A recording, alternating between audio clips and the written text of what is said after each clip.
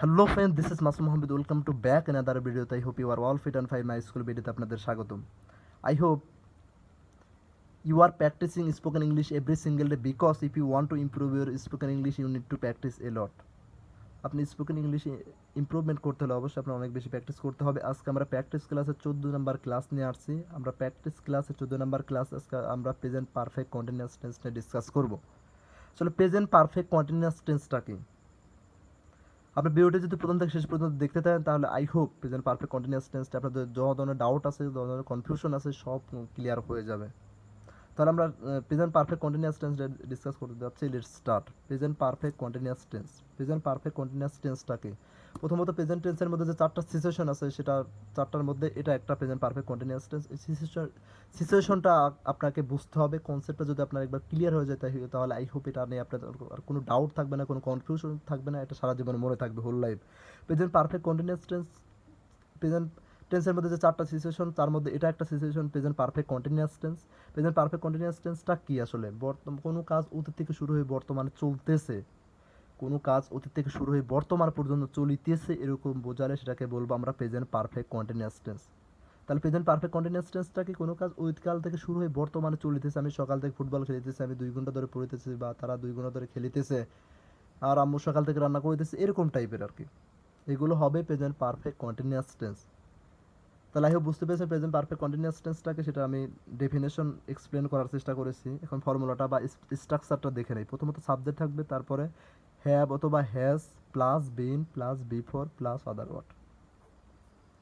প্রথমত সাবজেক্ট থাকবে, তারপরে হ্যাভ অথবা has plus been plus before অর্থাৎ ভার্বের সাথে আইএনজি থাকবে প্লাস আদার ওয়ার্ড। এক্সাম্পল দেয়, এক্সাম্পলগুলো দিলে বুঝতে পারবেন। আমি 2 ঘন্টা ধরে ফুটবল খেলিতেছি। আমি 2 ঘন্টা ধরে ফুটবল খেলিতেছি, তাহলে এটা ইংলিশ কী হবে? I have been playing football for 2 hours.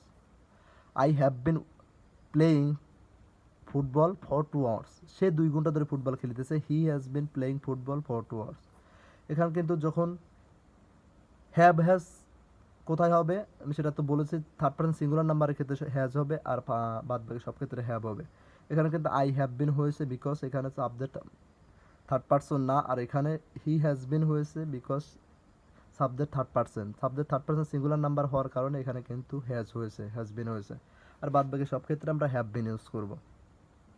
তারপর যে এক্সাম্পলটা আছে, তারা সকাল থেকে বই পড়িতেছে, তাহলে এটার ইংলিশ কী হবে? They have been reading a book since morning. তারা সকাল থেকে বই পড়িতেছে। তাহলে এখানে তারা সকাল থেকে বই পড়িতেছে, they have been reading a book since morning. যখন সোহেল সকাল থেকে বই পড়িতেছে তখন কিন্তু এখানে হ্যাভ বিনের পরিবর্তে হ্যাজ বিন হয়ে গেল। Sohel has been reading a book since morning, মানে এখানে সোহেল কিন্তু third person singular number, that's why এখানে কিন্তু হ্যাজ বিন হলো। তারপর যে এক্সাম্পলটা আছে, আমি 1 ঘন্টা ধরে টিভি দেখিতেছি।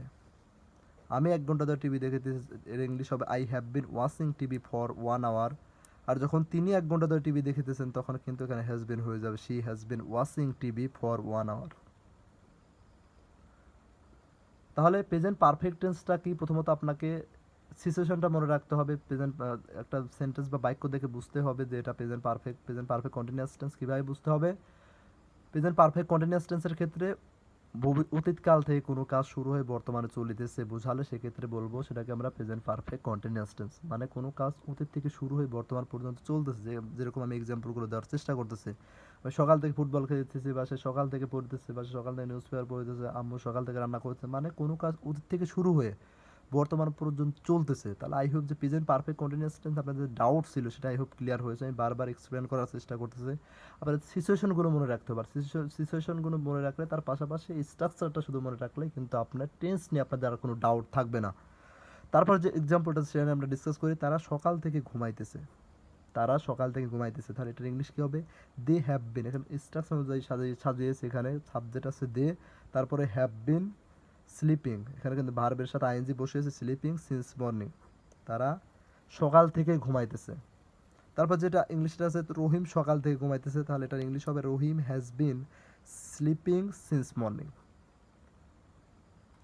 তাহলে আই হোপ বুঝতে পেরেছেন প্রেজেন্ট পারফেক্ট কন্টিনিউয়াস টেন্সটা কি। প্রেজেন্ট পারফেক্ট কন্টিনিউয়াস টেন্স নিয়ে আপনাদের যখন ডাউট ছিল বা কনফিউশন ছিল সব ক্লিয়ার করার চেষ্টা করেছি। ভিডিওটি আপনার জন্য হেল্পফুল হয়ে থাকলে অবশ্যই ভিডিওটি আপনার যে পরিচিত রিলেটিভ যারা আছে তাদের মাঝে ভিডিওটি শেয়ার করেন, এবং ভিডিওতে একটা লাইক দিবেন, তার পাশে অবশ্যই চ্যানেলটি সাবস্ক্রাইব না করে থাকলে সাবস্ক্রাইব করে থাকবেন, আর যদি সাবস্ক্রাইব না করে থাকেন, অলরেডি করে থাকেন, তাহলে অবশ্যই থ্যাংক ইউ সো মাচ। এবং ভিডিওর কমেন্টে অবশ্যই জানাবেন আরও কোন বিষয়ের উপর ভিডিও চাচ্ছেন, সেই বিষয়ের উপরে ভিডিও আনার চেষ্টা করব।